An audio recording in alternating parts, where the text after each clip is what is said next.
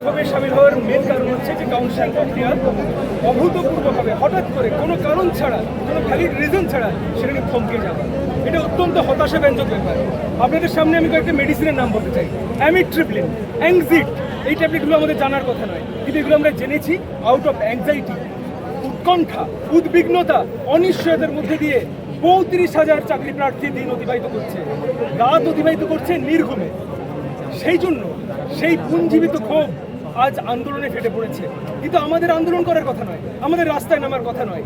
৩৫,০০০-এর মধ্যে ২২,০০০ ফ্রেশার্স নতুন করে চাকরি পেতে চলেছেন। সমস্ত বিদ্যালয়গুলো, গ্রামীণ বিদ্যালয়গুলো আপনারা জানেন, যেখানে শিক্ষক পর্যাপ্ত না থাকার কারণে ইতিহাস পড়ছে ভূগোল শিক্ষকের কাছে, আর জীবন বিজ্ঞান স্যারের কাছে পড়ছে ফিজিক্স। সেই অচলাবস্থা দূর করার জন্য এখনই অবিলম্বে শিক্ষক নিয়োগ হওয়াটা পশ্চিমবঙ্গ রাজ্যের জন্য জরুরি। সেখানে ৩৫,০০০ চাকরি প্রার্থী তারা তাদের রেকমেন্ডেশন লেটার নিয়ে, তাদের কল ফর ইন্টারভিউ লেটার নিয়ে তারা অপেক্ষা করছে। নতুন সরকার এসেছে, আমরা ভেবেছিলাম পশ্চিমবঙ্গের ভাগ্যাকাশে একটা নতুন সূর্যোদয় হবে, বেকারত্বের যন্ত্রণা ঘটবে এবং যন্ত্রণা ঘুচবে এবং তার সাথে সাথে সমস্ত বিদ্যালয়গুলো নতুন নতুন শিক্ষক পাবে। তাহলে হঠাৎ করে কেন নিয়োগ প্রক্রিয়া স্তব্ধ হয়ে গেল? আপনারা জানেন কি যে নতুন নতুন খবর আসছে আমাদের কাছে? কি ধরনের খবর? কষ্টের খবর, যন্ত্রণার খবর। একজন মেয়ে আমাকে ফোন করে বলছে যে দাদা জানো, কালকে আমার রাতে বাবার হার্ট অ্যাটাক হয়েছে এই কাউন্সিলিং স্তব্ধ হয়ে যাওয়ার কথা শুনে। যে নিয়োগ ৩১শে ডিসেম্বরের মধ্যে হওয়ার কথা ছিল, সুপ্রিম কোর্টের গাইডলাইন মেনে সেটা এক্সটেনশন হয় ৩১শে আগস্ট পর্যন্ত, সেখানে আগস্ট হয়ে এসছে। সবাই অত্যন্ত চিন্তার মধ্যে, অত্যন্ত দুশ্চিন্তার মধ্যে। কিন্তু যিনি একটু আগে আমাদের ম্যাডাম বলছিলেন যে সেক্ষেত্রে আমাদের কাছে ৩৫,০০০ জনের কাছেই কিন্তু আমাদের কার্বন কপি রয়েছে, যারা পূর্বতন সরকারের আমলে ২০১৬-র চাকরি প্রার্থী যেসব শিক্ষক শিক্ষিকা ছিলেন, তারা দুর্নীতির কারণে পুরো প্রক্রিয়াকে নাল অ্যান্ড ভয়েড করে দেয় সুপ্রিম কোর্ট। তারা এই অনিশ্চয়তার মধ্যে দিয়ে, এই যন্ত্রণার মধ্যে দিয়ে আবার তারা পড়াশোনা করে তারা দ্বিতীয়বার নিজেদেরকে যোগ্য প্রমাণ করেছেন এবং এম্প্যানেল হয়েছেন। তারাই বার কতদিন এই যন্ত্রণার মধ্যে কাটাবে? আর আমরা যারা ফ্রেশার্স, তারা 10 বছর শিক্ষার একটা পরীক্ষায় বসার সুযোগই পাইনি, এসএসসি হয়নি, লাস্ট পরীক্ষা ২০১৬ আর এই ২০২৬। আপনারা বলতে পারেন কতদিন এই অপেক্ষা? কতদিন সেই স্টুডেন্টগুলো অপেক্ষা করবে নতুন শিক্ষক পাওয়ার?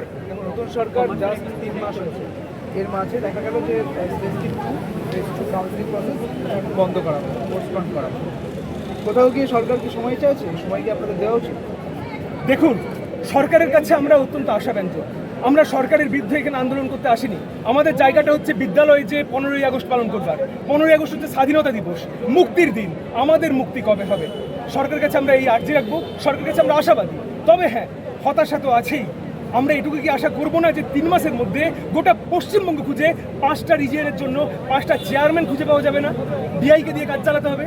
কেন এই গড়িমসি এসএসসি কমিশনের? কেন এই অবহেলা?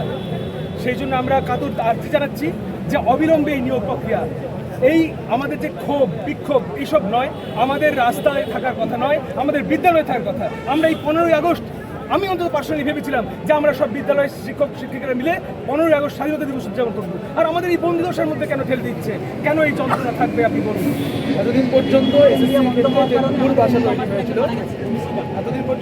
ক্ষেত্রে যে গুগল ভাষা তৈরি হয়েছিল, এখন দেখা গেল যে নতুন সরকারের আমলে সন্ত যোগ, মানে হচ্ছে রামকৃষ্ণ মিশন থেকে 3 জনকে যোগ করা হয়েছে।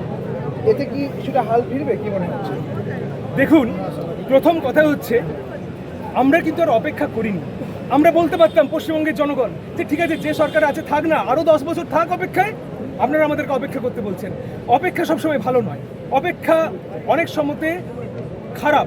অপেক্ষা না করাটাই ভালো, ধৈর্যের বাঁধ ভেঙে যাওয়াটাই ভালো। তাই তো সরকার পরিবর্তন হয়েছে। তাহলে আমরা কেন ধৈর্য ধরবো?